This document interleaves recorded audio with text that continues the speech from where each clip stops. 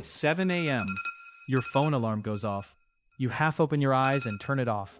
You tell yourself, I'll just check Instagram or YouTube for 5 minutes, then I'll get up and get on with my life. But when you finally come to your senses, you realize it's already 8:30. An hour and a half of your day is gone, and you're still in bed. You feel tired, disgusted with yourself, and like you're the most weak-willed person on earth.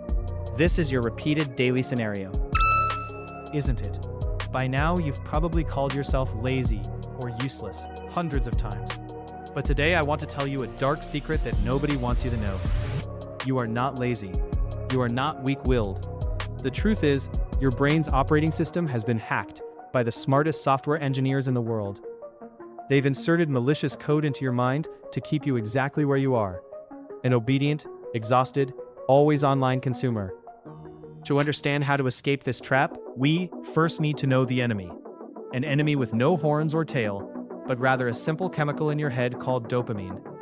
If you think dopamine is the hormone of pleasure and happiness, you're seriously mistaken. Dopamine is the hormone of motivation and wanting. It's the same engine that forced our ancestors out of their caves in the freezing winter to hunt.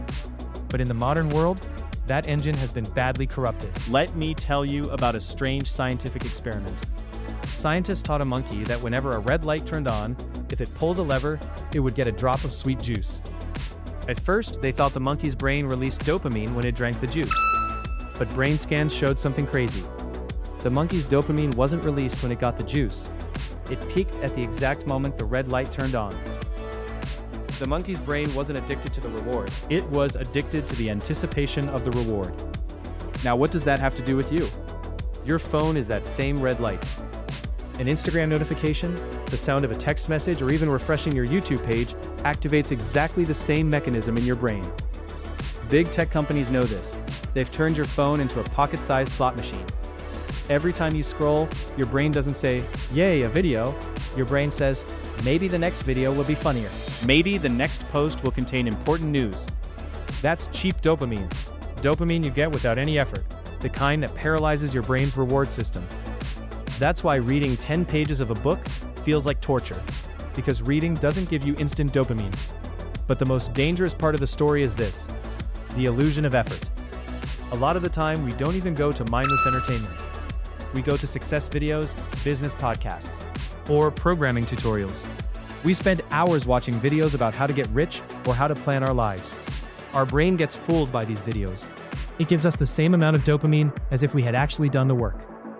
This is called productivity porn. Addiction to the illusion of productivity. You feel productive, but in reality, you haven't taken even a single step toward your goal. You're just a spectator sitting in the stands, clapping for the players on the field. Enough mourning. It's time to delete the malicious code. How do you save a brain addicted to cheap dopamine? The solution is a dopamine detox, a factory reset for your brain.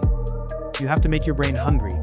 For one full day, or at least for the first half of your day, cut off sources of cheap dopamine. The rule is hard, but it works. Before 12 p.m., no social media, no checking the news, no lyrical music, and no video games. Your brain will beg you for a dopamine hit. You'll feel restless, but resist. When your dopamine levels return to normal, boring tasks like working on your project or learning a new skill will suddenly become far more appealing and enjoyable. The second technique that can dramatically change your life is friction engineering. Humans are naturally lazy creatures and always choose the path of least resistance. So if you want to quit bad habits, you have to make them harder to do. At night, leave your phone in another room so you can't check it from bed in the morning. Delete distracting apps, or lock them behind long passwords. On the other hand, reduce the friction for good habits. If you want to work out or code in the morning, set out your workout clothes, or leave your laptop ready in the middle of the room the night before. Design your environment so that not doing the right thing becomes harder than doing it. Let's make a deal. The moment this video ends, YouTube will immediately recommend another tempting video. The algorithm wants to keep you trapped in this cycle. But now you know what's happening behind the scenes. Your challenge starts this very second. Instead of clicking on the next video, turn off your phone's internet right now. Go do that thing you've been putting off for weeks, and give it just 15 minutes. Prove that you are the one in control of your brain, not the algorithms. If you're brave enough to decide to break out of this matrix, write this in the comments. I took back control. And don't forget to subscribe, because in the next video we're going to cover another psychological trick that 99% of people know nothing about. Hit the like button, get back to work.